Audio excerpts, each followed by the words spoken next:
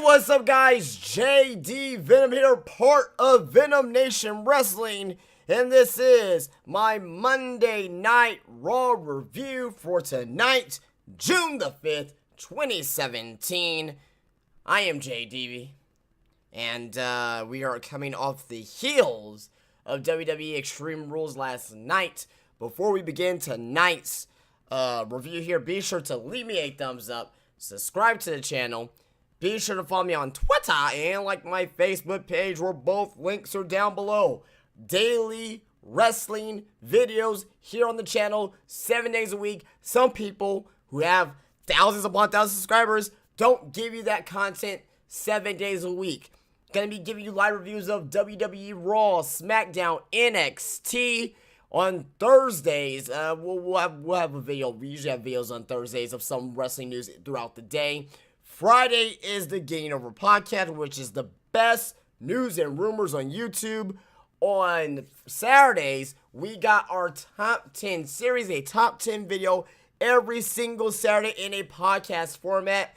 And Sunday is either a review of a pay-per-view or more news from the world of professional wrestling, or even the What Else Happened show on my channel. So you definitely want to subscribe. You don't want to miss out on any videos I do here on YouTube.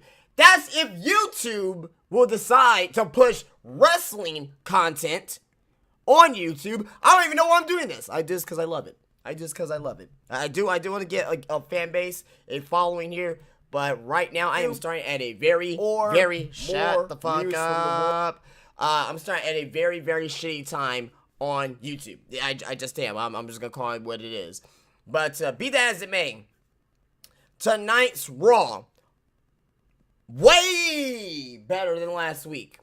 Way better than last week. 2 good promos tonight, and a curiosity. A curiosity with Enzo and Cass. That saga continues as well.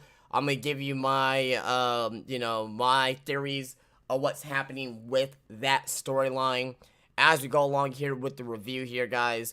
And again, like I said, 7 days a week, guys, for this channel, guys. So be sure to subscribe. Talk to me in the chat here. We are doing this live on YouTube right now, so I will be, responding to comments and questions in the chat. So feel free to leave me a comment. So tonight's Raw overall, I'm gonna start with the most important thing to me, and that's obviously Samoa Joe is the new #1 contender. If you guys did not watch, I was gonna say NXT. If you did not watch Extreme Rules from last night, don't really need to watch the show entirely. Yeah, if you want to watch anything, watch the last two matches, I should say. And Samoa Joe is the new #1 contender for the WWE Universal Championship. Now, with that being said, we got 2 fantastic promos tonight. One more of a comedic style promo from The Miz, which I was actually, LOL, laughing out loud, literally. And a epic promo to build for Great Balls of Fire. And I'm going to be getting to that shit in a second for the promo that we saw tonight on... That promo was fucking awful tonight that WWE put out for Great Balls of Fire. But be that as it may, Samoa Joe came out tonight, and he made his claim for the Universal Championship and Samoa Joe. If you guys did not see Raw Talk last night, Samoa Joe cut a great promo on Raw Talk. Basically, making it seem like a legit fight. He's making it seem like a big-time boxing match or, a big-time MMA match. He used the term camp. Whenever the term camp is used, that means a great training, session or a great training to get ready for your fight, at your event. Samoa Joe, last night on Raw Talk, says, Brock is probably going to have the best camp of his career, and it still won't be enough to beat me. I like that they're trying to make this seem like a legit, big box office fight. I love it. I love what they're doing right now with Samoa Joe. I love what they're going to be doing with Brock Lesnar. I already knew that Brock Lesnar was coming back next week. And they actually announced it tonight that Brock Lesnar will be here next week on Raw. Now, this storyline between Brock and Samoa Joe is going to need to be bigger than anything else that WWE has put on in 2017. That's just outright flat blank period. Samoa Joe comes out to the ring tonight for his promo. Fans are chanting for Joe's name, obviously. They're chanting for Joe's name, chanting for Brock's name. Joe comes out to the ring and he says he's going to make this really simple. Saying here is a man who does not fear Brock Lesnar. Joe is incapable of fearing Lesnar because he is too far envious of Lesnar. Joe wants everything Lesnar has and he wants to take it from him. Joe wants Lesnar's gilded schedule where he's not forced to come out each week in front of the crowd. Lesnar is allowed to come to beat people up and go as he pleases. Joe wants to instill fear in men, and he wants Paul Heyman as well. Joe wants Heyman to be his advocate, negotiate his contracts, and run his errands. But most importantly, Joe wants Lesnar's WWE Universal Championship. And that was just the beginning of it. That was just the beginning of the promo from Samoa Joe. Like I said, I'm digging this, guys. The only thing I don't like is at the wrong pay-per-view. That's the only thing I'm complaining about. It's too soon. It's at the wrong pay-per-view. They could have waited until SummerSlam. But no, you know, with WWE now, it's not about having those matches at big pay-per-views. It's about selling the network. It's about month to month to month. They live in the now, WWE. They don't look ahead like they used to. On some things they do look ahead for, like Roman Reigns. Obviously, you most likely the end game is going to be Roman Reigns and Lesnar at WrestleMania 34. But be that as it may, you know, they do look ahead on some aspects. They look ahead with the wrong people, though. They don't look ahead with their you know, main core talent. They look ahead with maybe like 2 or 3 people at most. Lesnar, Cena, Reigns. You could probably throw Rollins in there. You could probably throw Nakamura in there. Because I think they have an idea what they want to do with Nakamura. And they probably have an idea what they want to do with Rollins. AJ Styles, meh. You know what I mean? Meh, maybe. But outside of that, nobody else. Kevin Owens doesn't get that focus. Sami Zayn, of course, doesn't get that focus. You know what I mean? You know, Dean Ambrose, Miz, do not get that focus. Bray Wyatt doesn't get that focus. It's only a handful of guys that WWE says, well, you know what? You know, it's going to be Reigns and Lesnar, WrestleMania 34. That's what their plan is right now. Obvious. It's obvious. It's obvious with the reports that came out, with everything. It is quite obvious on what the WWE product is doing right now. What the WWE product is doing right now. But be that as it may, we got Great Balls of Fire coming up in 5 weeks. And we're going to have a fucking epic match between Samoa Joe and Brock Lesnar. Joe went on to say at Great Balls of Fire, he'll be staying in the ring and looking Lesnar in the eye before taking the title from him. Ladies and gentlemen, interrupts as Paul Heyman comes out to a huge pop. I was kind of expecting it tonight, the first interaction between Joe and Heyman. I wasn't really too sure. I thought it was going to be next week, but I'm glad to see what we saw this week. They are immediately, night one, immediately building towards WWE Great Balls of Fire. He puts over Samoa Joe and, you know, a bid for the fatal 5-way Extreme Rules match of him winning it. Heyman asks his permission. Can I come into the ring? Entering ropes. And Joe said yes. And I love when Heyman does this. Heyman says, now, I'm just an advocate. I'm just here on behalf of Brock Lesnar. I'm just an advocate. I love it when he says that because it just makes it seem like he's only speaking on behalf of Brock Lesnar. Doesn't necessarily he agrees with what Brock Lesnar says, or not even know that we know that Heyman agrees with everything that Brock Lesnar says. You know, he's just an advocate. Love it. Heyman says he doesn't want Joe, he doesn't, well, I can't fucking talk right now. Heyman says, well, Joe doesn't fear Lesnar. Lesnar does not fear Joe either. Heyman says, Heyman went on to say that he believes that Joe likes it. Heyman goes on and calls Joe a worst case scenario for Lesnar because Joe doesn't give a damn. Heyman says Joe wants to bring the fight to Lesnar. Heyman says he's not supposed to say this, but Joe wants to go to war with Lesnar. Heyman says even if Lesnar wins the match, he's not leaving the way he came in. Beautiful stuff with Paul Heyman. Paul Heyman is painting the picture for us, saying that this match between Samoa Joe and Brock Lesnar is not going to be your typical squash match. So, squash match theories, out the window. Out the window. There's not going to be a squash match between Lesnar, being Joe or Joe being Lesnar. No squashes at all. At all with this match. Heyman made it clear there was some fear of that. Some people will be seeing that. Now, at this point, how is WWE going to book this match? Because at this point, I want Joe to win. Is he going to win? We have to see. We have to see what the build is. But I want Joe to win. Do I think he's going to win? I'm not sure yet. We'll cross that bridge when we get there.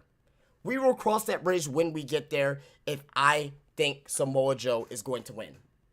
Now, again, this is going to be huge intriguement with this match because there's a lot of routes that WWE could go with this here. WWE could go with the route of Heyman. Even though Heyman was attacked by Joe tonight, they can have Heyman turn heel and join Joe. They can have Brock Lesnar just win cleanly. They can have Joe just win cleanly. They can have, maybe Roman Reigns come. Even I'm just making scenarios. I don't agree with every single scenario. I'm just giving you guys scenarios to put in your head to think. And what I think, when I see a wrestling product, I get multiple scenarios in my head. I'm like a fucking search engine when it comes to fucking scenarios in wrestling. Maybe we see Roman Reigns.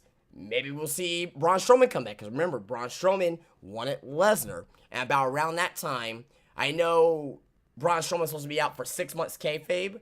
But they said, and when I mean they, I mean Meltzer. Meltzer said himself that the 6 months thing is most likely kayfabe. Expect him to come back more in July to build up for SummerSlam. But if that's the case, I don't think that Reigns and Strowman is through. I still think Reigns and Strowman are going to have their match first before Strowman gets involved with Brock. Maybe that's a Night of Champions match. Night of Champions, Braun Strowman versus Brock Lesnar. Maybe. But I'm just giving you guys scenarios out there. Who knows? Finn Balor could come out. I don't see that happening. We didn't see Finn Balor tonight. So I don't know what they're going to be doing with Finn Balor, from going forward here. But scenarios. Put them in your head. You can process them. You can take them how you want. But the main thing is that we're going to get a fucking great match. A great, hard-hitting match at Great Balls of Fire. And I can't believe I keep saying this fucking pay-per-view name. This fucking pay-per-view name needs to go. It needs to go right now. The promo tonight, let me talk about the fucking promo tonight. The promo tonight, they had the fucking, what's his name? The Jerry Lee Lewis song. Goodness gracious, Great Balls of Fire. Oh, we knew it was coming. We knew it was coming. Now, after seeing it, I see why they went with Great Balls of Fire. Because, it's like they wanted to represent the summer of the 50s, you know what I mean? Like, drive-in movies, you know what I mean? Swimming pools, barbecues, you know what I mean? For some reason, a Zeppelin blimp for Alexa Bliss. I don't understand that fucking theory. What, are we talking about World War II or some shit? World War II was over in the 50s, so I don't even know where they're going with that. Had no idea. But be that as it may, I understood why they went the idea of Great Balls of Fire. Oh, they want to take it back to the summer of the 50s. Bullshit. That's what it is. I just get bullshit when I saw that. It may get over on me. It may get over on me because I'm gonna watch that promo 5,000 fucking times. Either I'm gonna die or it's gonna get over on me. We don't know. I'm gonna watch that promo a lot because it is so bad. The promo is so bad that I'm laughing at it, and it's probably gonna get over on me eventually because bad things like this eventually get over on me. Like, oh, Great Balls of Fire, great pay-per-view. What a genius idea by WWE. They know it's bad too. Whoever's in the marketing WWE, whoever's in control of pay-per-view names and things of that nature, they need to be fired a fucking sap. Where was I here on my notes? Okay, so let me just start back from here. Heyman says Joe wants to bring the fight to Lesnar. Heyman says he's not supposed to say this, but like I said, they already said this here that Joe wants to go to war with Lesnar. Heyman went on to say that even if Lesnar wins this match, he is not leaving the way he came in, putting over Joe. Heyman knows that Joe is going to take a piece of Lesnar with them, regardless of the result. Heyman says it is his job to make sure Lesnar is Joe's worst case scenario at Great Balls of Fire. Heyman says if Joe wants Brock Lesnar, he's got Brock Lesnar. Heyman extends his hand for a handshake, and they shook. Now this, where it goes from a typical wrestling promo to something more realistic. The crowd that was there did not hear anything that Samoa Joe said to Heyman in the corner. They just knew that Heyman got choked out by the coquina clutch. This is where I give WWE credit where credit is due. Whenever they want something to look real and feel realistic and feel like a big feeling, they do it at the top of their game better than anybody else, if done properly. Most of the time it falls flat. The CM Punk pipe bomb promo, great stuff. You know what I mean?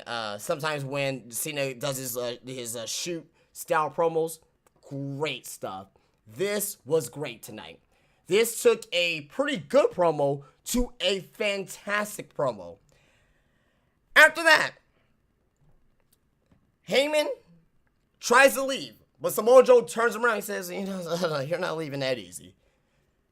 Joe grabs him and takes him to the corner for a little conversation without the microphone. So again, the fans that were there could not hear a damn word. Only we could hear it at home. Joe says man to man. Joe is disappointed by Brock not showing up tonight. Joe says something very bad is going to happen tonight. Joe tells Heyman that he's going to wrap his arm around Heyman's throat. Heyman is going to feel it tighten, and his vision is going to get hazy before he goes out. Joe wants Heyman to take this message to Lesnar that this was meant for him, that this is what Lesnar future holds. Joe applies the coquina clutch in the middle of the ring and yells for Heyman to tell this to Lesnar. Joe just basically snaps, and the fans boo as he tightens the hold. Referees come out, break it up. They hit the ring, they break it up. Joe finally breaks the hold, leaving Heyman on his face. And there was Brock Lesnar chants. And there is your face and your heel made there tonight by the crowd. Samoa Joe is the heel. Brock Lesnar is, I won't necessarily say face, but he will still, at the end of this feud, Brock is still heel, but he's going to be a face for this match only, if you guys get where I'm coming from. He's going to be a face for this match. His persona is still going to be the same as a heel overall. But since it's a heel versus heel dynamic, one has to be the face, one has to be the heel. It's going to be Joe being the heel, Lesnar being the face. Great segment. Fantastic segment from Samoa Joe and Paul Heyman. After back, we come back from commercial break and we see what happened to Paul Heyman. Paul Heyman, what happened to Paul Heyman? Kurt Angle confronts Samoa Joe backstage, and of course, Angle's not happy. I got flashes of TNA 2006 when I saw the stare down between Joe and Angle. I'm like, holy fucking shit. You know what I mean? Like, you knew they were, like, it doesn't, it doesn't hit you till you actually see a stare down between two guys. It's not going to hit me until I see that stare down between Nakamura and Styles. Like, okay, holy shit, they're in the same company with each other. It's not going to hit me that Styles and Joe are in the same company with each other until they officially have that stare down. This is why I'm glad that they're separated right now, because AJ and Joe, you know what? That's amazing. That's gonna be fucking amazing seeing that for the first time. And I wouldn't be surprised if we get TNA chants. I will actually accept TNA. I will actually accept TNA chants from you fans out there. I will do a TNA chant if I see Joe and Styles. The only reason I will chant TNA is not because, well, TNA is better than WWE. It's to say that TNA, you fucked up. That's what that means to me. If I were to chant TNA, you know that's gonna happen at Survivor Series. It's gonna be like Team SmackDown versus Team Raw, and they're gonna it's gonna be good. I see it now. I'm thinking 5 months ahead. That's gonna fucking happen. But basically, long story short, Joe says he will take out anyone who gets in his way on the road to Brock Lesnar. Joe asks Angle if he's in his way. Seth Rollins gets in between them both and says Angle isn't in Joe's way, but he is. Rollins ends up running down Samoa Joe and says he beat Finn Balor last night, but not Rollins. Rollins goes on, and Angle makes the match for tonight, the main event of Seth Rollins and Samoa Joe. Joe says Rollins has just made a big mistake. And the last segment between Paul Heyman and Samoa Joe, Brock Lesnar, was backstage. This was, that whole segment was at the end of the first hour with the backstage promo with Angle and Joe, and right before that with the promo with Heyman and Joe. This fast forward ahead to the last segment before our main event. Paul Heyman is recovered backstage. He's getting checked on by a trainer. His phone rings, and he asks the trainer to excuse him. Brock Lesnar is on the phone. Heyman says it's time to instill the fear into Samoa Joe that he does not have. Heyman wants Lesnar to show up next week on Raw, but he wants to do more than that. He wants to unleash the beast next week. I cannot wait. If there's anything that Raw has not done correctly, which is pretty much everything over the past, year and a half, well, actually 5 years, if you really want to be serious, probably like the last 5 years, Raw hasn't really done shit correctly.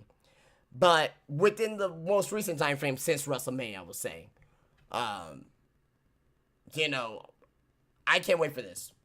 Let's just hope that LeBron James does not win a game in Cleveland this week.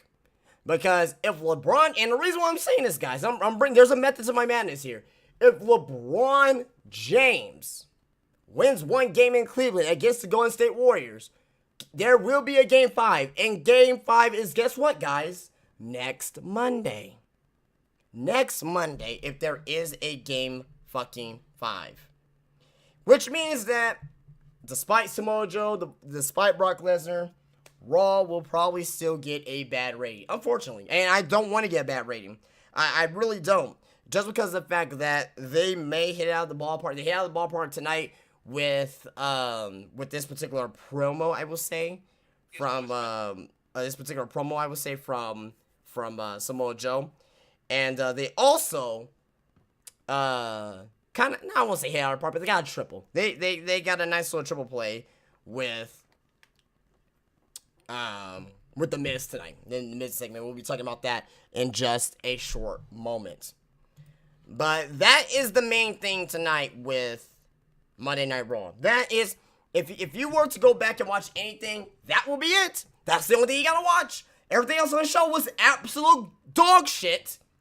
The main event was good. I will say the main event was good. And like I said, there's a treatment there with Enzo and Cass. I'll be getting to that in a second. But that was Monday Night Raw in a nutshell. Good Miz segment. Great, fantastic Samoa Joe, Paul Heyman segment. And the backstage after that with Joe, Angle, and Rollins. Fantastic stuff. But outside of that, Your typical Monday Night Raw. Your typical Monday Night Clorox Raw Bleach. Get the shots ready. Put the kids to bed. Because it's going to be a long night of people killing themselves. I can tell you that right now. But, you know, like I said, I'm very, very, very high on this Samoa Joe Brock Lesnar feud. Because this is, like I said, it's going to be a legitimate beat-down fight between two huge, tough sons of bitches who can really, who are really going to beat the piss out of each other. And I cannot wait to see what happens at, goodness gracious, Great Balls of Fire. Just at the wrong pay-per-view. That's it. It's just at the wrong pay-per-view. If they could have waited a month and done this at, you know, SummerSlam, an extra month, and wait till SummerSlam, main event right there. That would be your SummerSlam main event. But I will say this too. If this was, let's just say, if this was Money in the Bank, this would be the biggest Money in the Bank since 2011. If this was Money in the Bank. If Raw and SmackDown switched pay-per-views, this would be the biggest Money in the Bank since 2011. Just because off the main event alone. Remember 2011? We weren't really looking into anything else on the show instead of CM Punk and John Cena because of the storyline with CM Punk. And it ended up being one of the best WWE pay-per-views of all time. I definitely put Money in the Bank in my top 5 WWE. Actually, I'll be honest with you. I'll put it in my top 3 WWE pay-per-views of all time. That is not a Big Four show. That is not a Big Four show. So, excluding Royal Rumble, Survivor Series, WrestleMania, SummerSlam, Money in the Bank to me is as a top 3 pay-per-view of all time. No doubt about it. And what came on that show was, you know, Cena and Punk and everything else, but everything else was fucking great. 2 great Money in the Bank ladder matches and a great main event, and, you know, and the undercard was decent. This, if this could have been Money in the Bank, this could be, I won't say one of the best pay-per-views of all time, but it'll be the best Money in the Bank since, you know, at least build-up wise, since 2011. Let me know what you think about that down in the comments. But despite all that, guys, let's get into the rest of Monday Night Raw. And again, guys, Monday Night Raw, I don't even know where the fuck it was from. That's very irrelevant here. I'm gonna go over the fluff and the bullshit because I went over the important stuff already. I went over, you know, what was important, which was Samoa Joe versus Brock Lesnar and the Paul Heyman segment, and what else happened after that. We start off tonight with Bray Wyatt coming out to the ring. Bray Wyatt again saying the same bullshit that he says every week. Yeah, man, you know, I'm gonna save y'all from damnation. Blah, blah, blah, blah, blah. Shit, shit, shit, shit, shit. I don't give a shit at all. Don't give a shit. He calls out Roman Reigns. He doesn't really call Roman Reigns, but he mentions Roman Reigns' name. Roman Reigns comes out to the ring, and they have a match against each other. What the fuck did you think happened? What the fuck did you think happened between Roman Reigns and Bray Wyatt? WWE, at least the word was, at least from Meltzer, at least from, you know, Wrestling News World, that they were going to protect Roman Reigns more. I was like, they protect Roman Reigns every fucking night. That they were going to protect Bray Wyatt more. That he was not going to lose as clean. What the fuck was that tonight? You fell to Roman. You fell to the big dog. The big dog wants to chew on a bone. Call Bray Wyatt. What the fuck do you think happened? Superman punch, spear, 1, 2, 3. What else can you say? What else can you say about that bullshit? I don't give a shit. Does this do anything for Roman Reigns? No. Does this do anything for Bray Wyatt? Yes. Negatively. It buries Wyatt even more. There you go. We come back from commercial break and we see Miss Charlotte Caruso, who she's stepping up her bay game. She is stepping up her bay game. She looks fucking gorgeous. She is stepping up her bay game. I don't think she's top 5 bays. Top 5 bays are down below, guys. Check it out. But, you know, she's fucking hot. She's hot as shit. Even though I don't really like her interview skills, she's hot. The top 5 bays on your hotness. I don't give a shit what you do. Your hotness. That's why JoJo's number 1. Because JoJo is sexy. Ugh. But anyway, back to the task in hand. Charlotte Caruso is with Enzo and Cass. She brings up on how he's been attacked by mysterious attackers lately, and asks on how it hurts their match against Carl Anderson and Luke Gallows. Enzo doesn't know who's been attacking him, but he's going to catch a charge when he finds out. He also knocked Corey Graves' hairstyle. He goes on, and Cass takes the mic, saying Enzo likes Charlie. Cass says the fact that people think that he has something to do with the attacks is insulting. To make sure it doesn't happen again, you'll be watching Enzo's back from now on. We go to the announcers, and Cole asks Graves if they want to say something about Enzo. Corey doesn't offer his thoughts, as he doesn't want to say the wrong thing again. So there you go. After that, I'm going to fast forward here to what happened with Cass tonight. So basically, let me get it up here. I got to scroll through my notes. Jesus Christ, I have a crap ton of notes tonight, guys. Jesus Christ, man. Like, all right, here we go. So we saw, this is later on tonight. This is like almost halfway through the show, or probably a little bit after halfway through the show.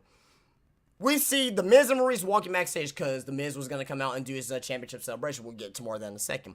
They stop and see somebody laid out. It's Big Cass. A referee runs over and checks on Cass, calling for more help. Enzo Amore runs over and now wants to know what happened. Cass recovers and sits up. He's got someone's neck chain in his hand, and it appears to be Enzo's chain. Cass hands the chain to Enzo, and we go to commercial. After that, we come back from the break, and Enzo is with the officials checking on Cass. Enzo says whoever recently attacked him took the chain from him and planted it there. The referee puts ice on Cass's shoulder. Enzo is ready to go for their match, but the referee tells him to find a new partner. Enzo isn't happy and wants Cass to go out there with him. Cass sells the attack and appears to be in bad shape. After that, let me just move on to our actual segment itself. We actually see Luke Gallows and Carl Anderson in the ring several segments after this. We do see Enzo comes out. He does a little shtick, of course. And after that, he says that he called in favor since Big Cass is down and out tonight. That favor is another 7 foot, which is the Big Show. No fucking way. Why is the Big Show? Why? This was the worst segment of the night. Fucking terrible.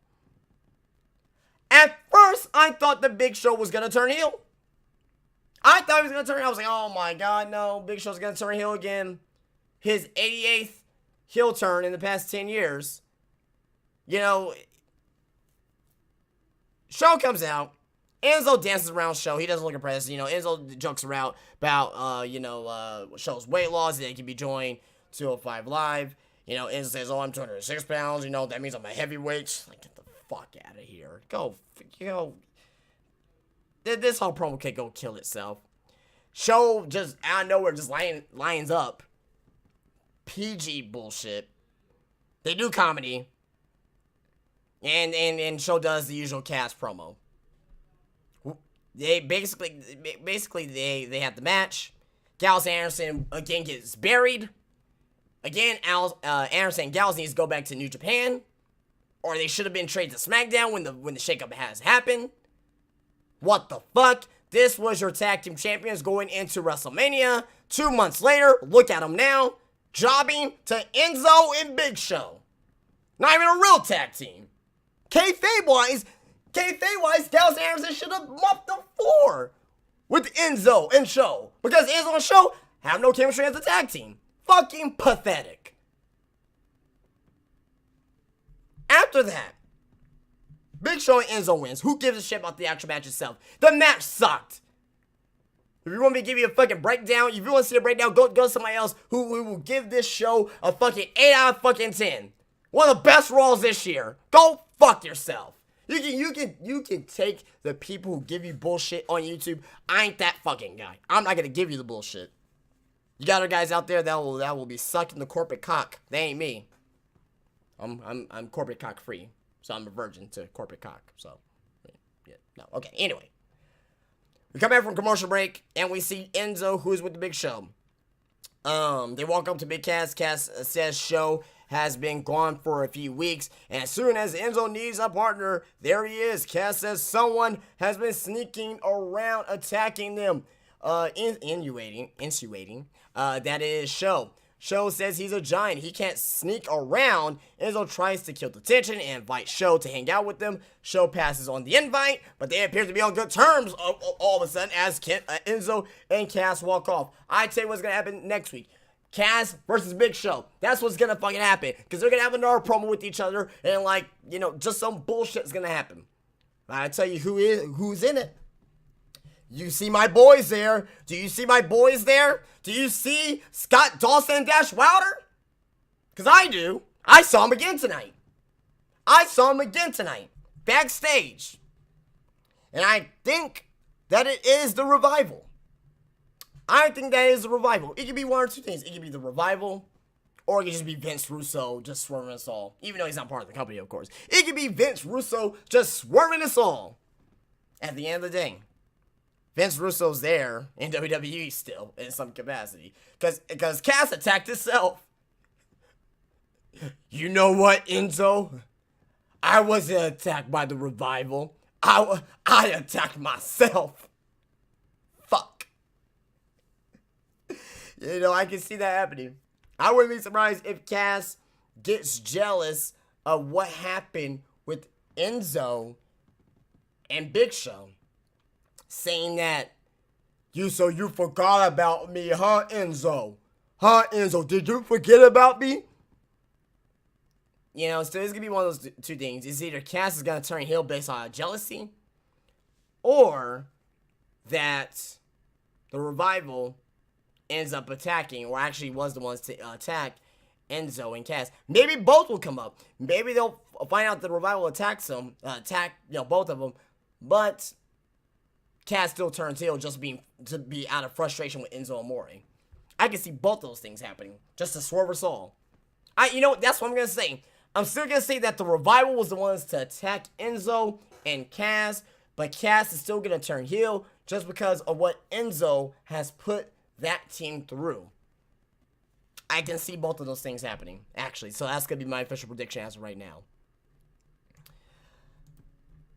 So we're going to go back in time, and I'm going to go through the rest of this show pretty quickly, guys, because I'm going through the other stuff that was at least interesting tonight. And after that, like I said, I'm just going to just give you my quick thoughts about the show here. So after the whole Enzo and Cass original backstage segment with Charlie Caruso, we get still shots of the kendo stick on the pole match, fucking worst women's match in a very long time in WWE. We've seen Bayley's marks, with Bayley's back marked up from the kendo stick. She's not there tonight. Rest in peace, Bayley. Kurt Angle's backstage with Alexa Bliss. She wonders where's her congratulations at. Bliss says that she proved Bayley doesn't have what it takes, and she's decided that she's moving on from Bayley. Bliss says she doesn't want to just celebrate her title reign tonight. She wants to celebrate her entire life, and already has the guest lined up. She proposes Alexa Bliss, "This is my life" segment. Angle says that's a terrible idea, as last week's segment on Bayley was one of the worst of all time. Glad that WWE can make fun of themselves, because a lot of times WWE, they don't make fun of themselves. So I give credit where credit's due. They made fun of themselves right there, which they knew it was a crappy segment. Lesson learned from WWE. I appreciate WWE doing that. Angle reminds Bliss that she promised Nia Jax a title shot after Extreme Rules. Angle makes Nia versus Bliss tonight with the title on the line. After that, we get Elias Sampson promo. Elias Sampson, was singing about Dean Ambrose, blah, blah, blah, blah, blah. Calling, I don't know what city it is, I don't know. He called city something. But I like Elias Sampson. He is getting heat. We see Dean Ambrose comes out to the ring, and Ambrose takes the microphone and says he wants to say something, hits Sampson with the microphone, tosses him out of the ring. Ambrose unloads on Sampson and tosses him over the barrier. Ambrose goes on into the ring and grabs the microphone. Ambrose says that he's here tonight for one reason only. He wants the Miz, he wants a rematch. The Intercontinental Champion appears on the Titantron with Maurice, of course. Maurice looking damn good tonight, too. Yeah, man, I need to do a top 10 Bay list. I don't think top 5 is, good enough, because there's a lot of good women missing from my list. But anyway, actually, Maurice, she's number 5. What the fuck am I talking about? She's number 5 on the Bay list. I thought I had, for some reason, I was thinking I had Renee Young. I was thinking about putting Renee Young at number 5 on the Bay list, but actually, Maurice is number 5. So number 5 on the Bay list appeared tonight, of course, and every night, Maurice. But back to the promo here. Basically, Miz says Ambrose is confused because he didn't get an invitation tonight. There will be no rematch tonight because there is an Intercontinental title comeback tour celebration. Elias Sampson attacks Dean Ambrose from behind and hits him with a forearm in the back of the head. Sampson hits the swinging reverse neckbreaker on Dean Ambrose. And that was it for the segment there. After that, we come back for commercial break. Dean Ambrose is walking backstage, and he's walking calmly for some reason. You just got attacked by Elias Sampson, and you're backstage calm.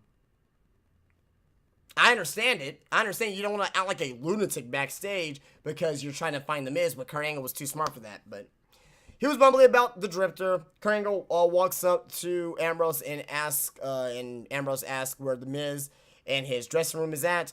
Angle says Ambrose will get his rematch, but not tonight because they have his championship celebration per contract. Angle says Maurice has been playing this and doesn't want to have to deal with her. And Angle tells Ambrose to leave the building and take the night off, and it's not a suggestion. You better get your ass out of the fucking arena. He didn't say that, but that was pretty much what it was. After that, we got the Samoa Joe promo, so we already went over that extensively here. After that, we got Sheamus and Cesaro versus Rhino and Heath Slater. New tag team champions, Sheamus and Cesaro. What the fuck you think happened? Sheamus and Cesaro wins. Do you care on how they win? Bro kick. Okay, 1, 2, 3. That's all you need to know. After that, we get a backstage promo with TJP. TJP walks up to Neville and says he wants his title shot. Neville tells him that he has to have patience. Perkins doesn't want to hear that. Perkins says he stood by Neville for the past 2 months to help him with the Austin Aries problem, which we did not see tonight, the Austin Aries problem. And now it's time for Neville to hold up his end of the bargain. Neville says if TJP is right and he's a man of his word, if TJP can take care of business tonight against Mustafa Ali, Neville will talk to Kurt Angle about the title shot. TJP versus Mustafa Ali. TJP wins with a detonation kick. That's all you need to know. Detonation kick from TJP for the 1, 2, 3 pinfall. After that, TJP makes his way. He was about to go up the ramp.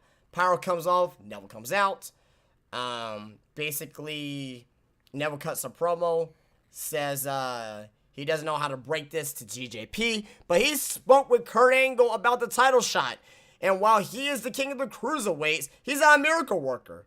Neville is afraid he has some unfortunate news. I thought he was going to say some bad news. I'm afraid I got some bad news. With the whole accent and all, I can see that. That would have been great right there. The crowd would have popped for that. You know what I mean? And fucking, Wade Bear would have went on Twitter and like, WWE take a shot at Sebby. I think he probably will probably go on Twitter to say, I'm afraid I got some bad news for you, but I don't know. I don't think he's even watching Raw, so who cares? Who cares? Why am I mentioning about Wade Barrett right now? That was so random. But TJP says He and Neville are going to talk to Kurt Angle right now. TJP turns back on Neville. Neville attacks from behind. Neville talks trash to him to drop TJP on the stage. Neville says that Perkins will get his title shot tomorrow night on 205 Live. I see this. I see Neville winning. Then I see Neville moving on to someone else, either Akira Tozawa or Cedric Alexander. I really want Cedric Alexander versus Neville. That will be just great wrestling clinics there. Even though fans probably won't get into it still. I want to see it for myself because Cedric Alexander is that damn good. After that, we get another classic Goldust promo. Goldust says R-Truth thinks that he can sit in Goldust's director's chair. Goldust quotes Gone with the Wind and says that Truth is just a game, a juggling act for a clown, not for Goldust. He sees the truth in the bigger motion picture here. Goldust says soon the biggest names in Hollywood and the brightest stars in the sky will be covered in gold. He says it's going to be so beautiful. The golden age is back. That's pretty much our Goldust promo tonight. I love it. You can have Goldust do this for the next 25 years doing these promos. I don't give a shit. I love it. We saw Sasha Banks backstage. This is the only time we saw Sasha tonight. She didn't fucking wrestle. She was in a fucking 10-second promo backstage. The focus was not on Sasha Banks tonight. The focus was on with the women that she was with. Mickie James and Dana Botch. Dana Botch got more time than Sasha Banks. Why is she even in this fucking company right now? Why is Dana Botch there? Why is she there? She botched again tonight. We're going to be talking about that in just a moment. I'm going to tell you why she botched tonight. She's a fucking deer in the headlights. Oh, look at me. My muscles. Strong muscle. I'm a bodybuilder. Look at my boobies. You fucking serious? Get the fuck off my television. That's the quote. That's the quote, JD. I'm not stealing your shit, JD. I'm not trying to steal your shit, JD. But seriously, that's the best way to play it. Just get off my fucking television, man. Like why? Why is she even on my TV? Why? I don't understand it. I don't fucking get it.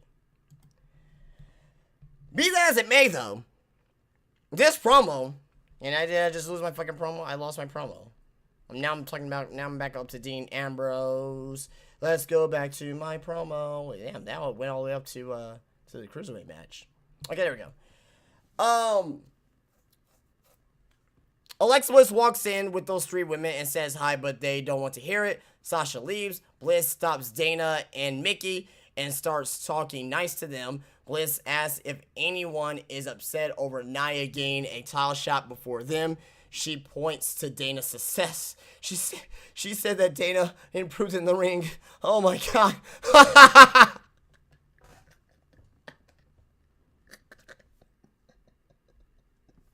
She said that Dana improved in the ring. Oh god. I thought that, and what's funny about it is that Alexa's playing, the reason why I like it because Alexa's playing a heel character, and you know that she truly doesn't really believe that, but I really probably think in a shoot sense that Alexa still doesn't really believe that. That's what makes it so fucking funny to me. Great stuff from Alexa Bliss. By that line alone.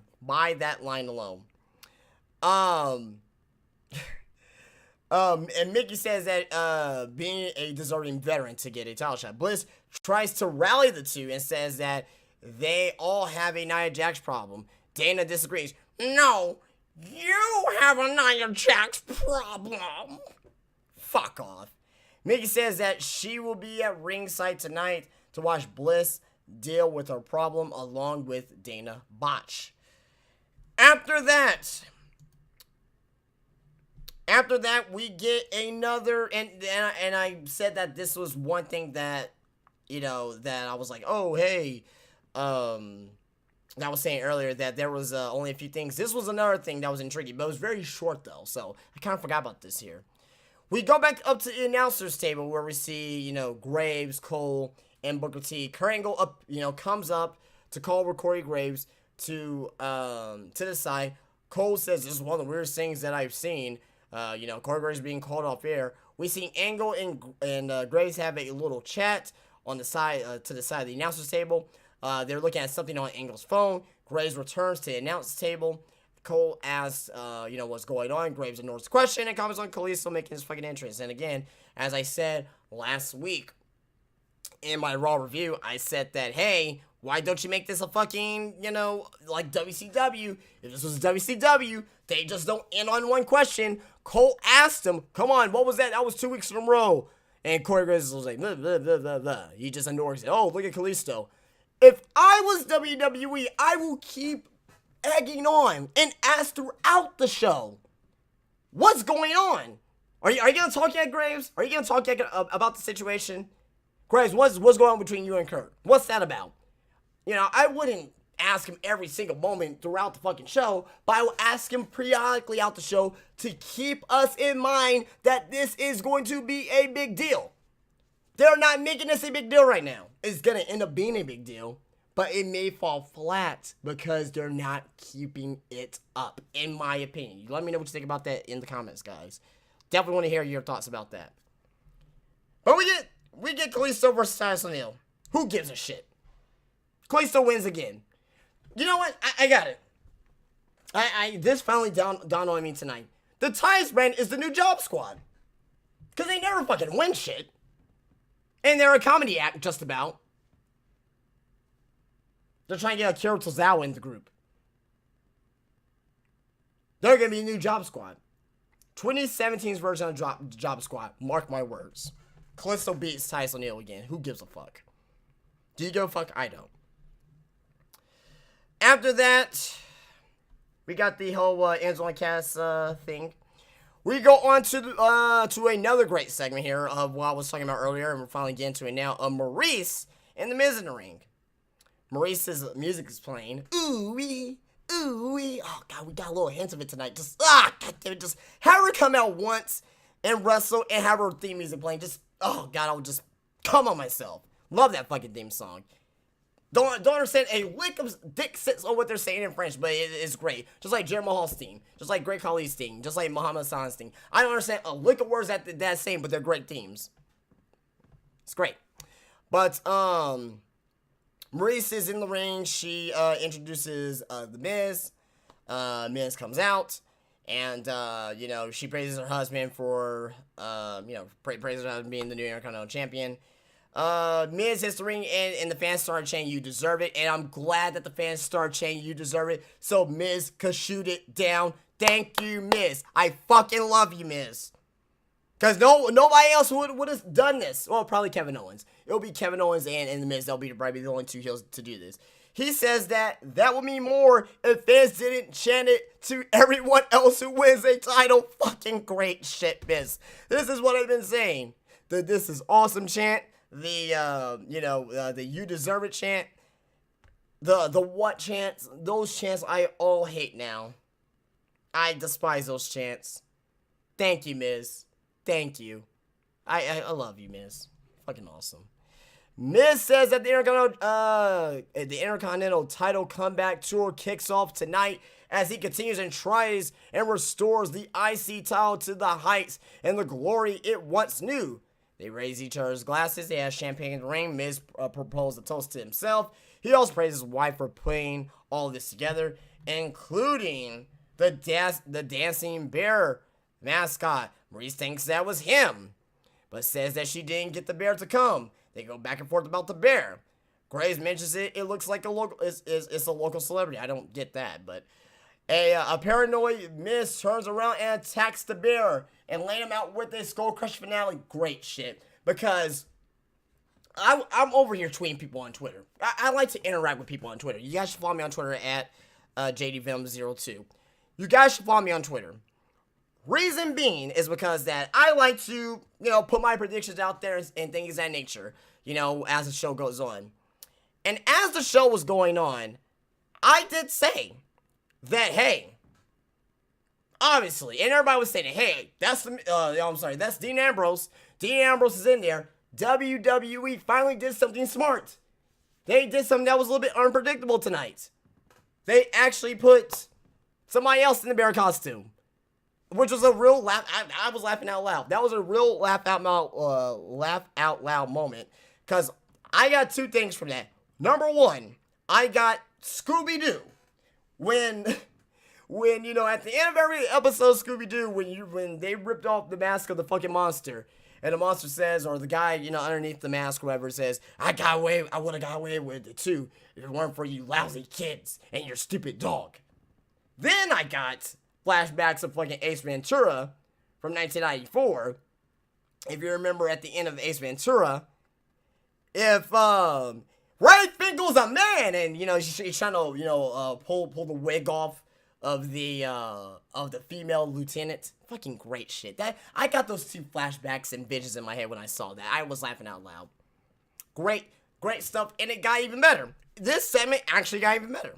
Miz grabs the microphone and goes on to Unmasked Bear, saying that he presents us the former Intercontinental Champion Dean Ambrose, which was not.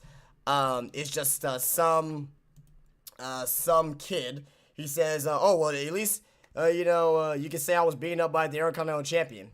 Funny stuff.